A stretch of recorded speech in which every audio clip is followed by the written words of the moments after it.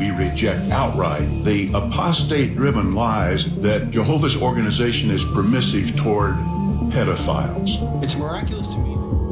I didn't understand what was happening. I was scared.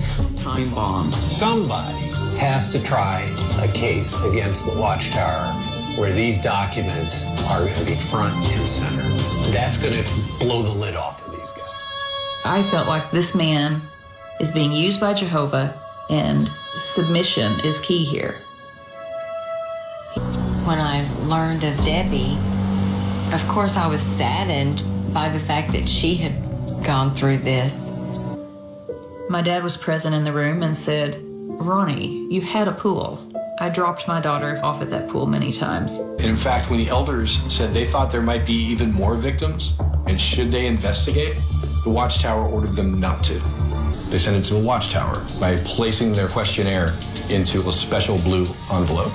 And when Erwin Zalkin deposed Richard Ashe, he discovered that at a certain point, they scanned all the paper files on child abusers and their victims.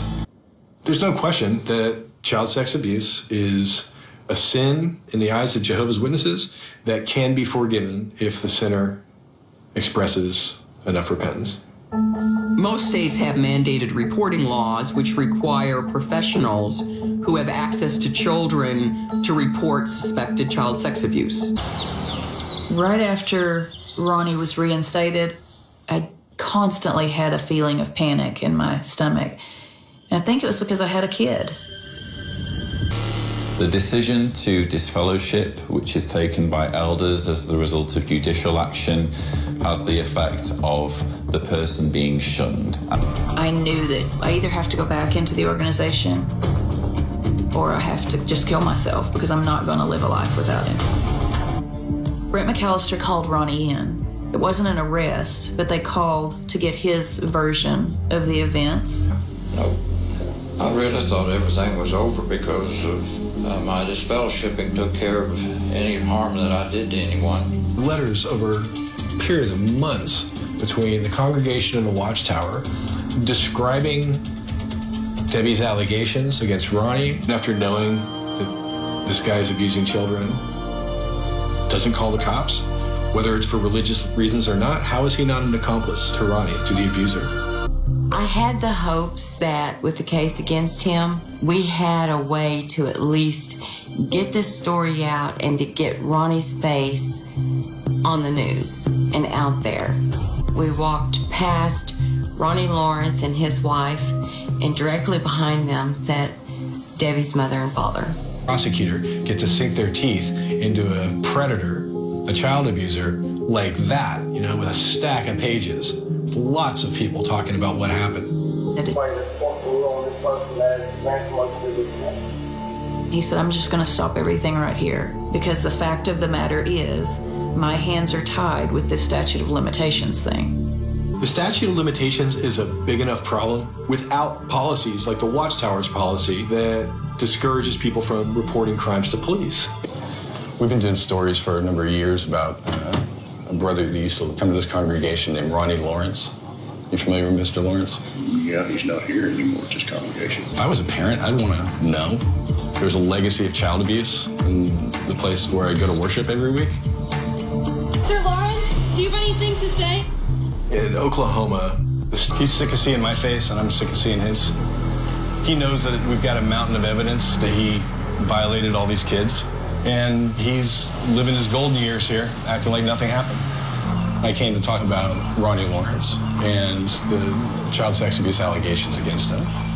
Well, right now, we can't give any comments on that. So they say don't talk to secular authorities so that we don't get sued, right? They do. I have the documents. Maybe no documents. Your organization, not you personally, but if your organization is covering up child abuse. I'm confident they're not. You're confident they're not? Only because freedom to me would look more like emotional and mental freedom, and I don't have that from the organization yet.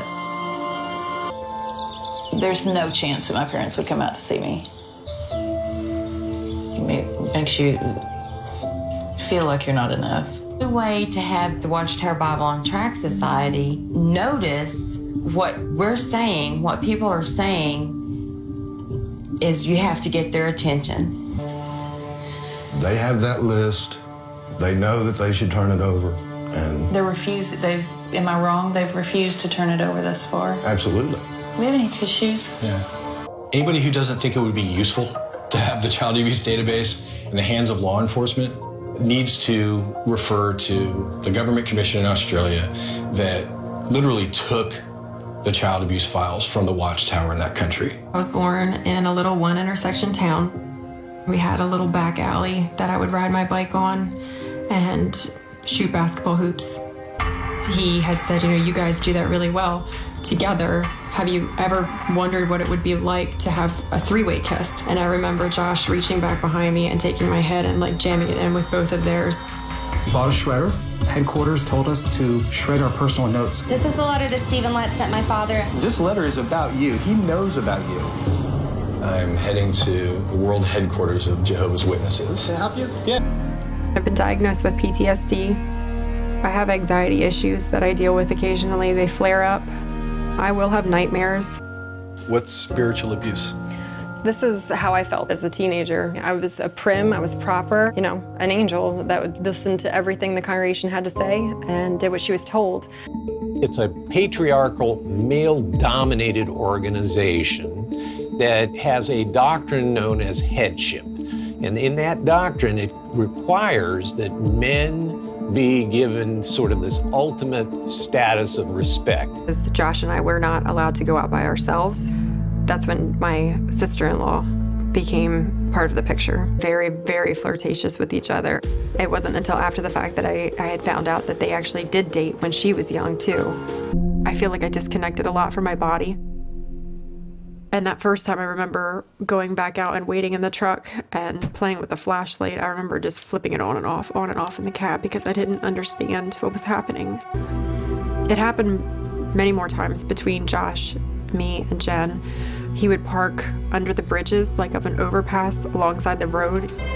I thought to myself, I just need to move on with my life. I need to put this behind me and pretend like it never happened. And so I thought that baptism might be the answer to erasing the past. So then I said to my dad, I think I need to tell you something that happened to me because it's the truth and I don't know what to do about it. Meeting my male abuser's father-in-law put his arm around me and tried to assure me that, I was very loved and that I just had to trust in Jehovah with this. When you are a Jehovah's Witness, Jehovah's name is everything. You would never want to associate Jehovah's name with something disgraceful.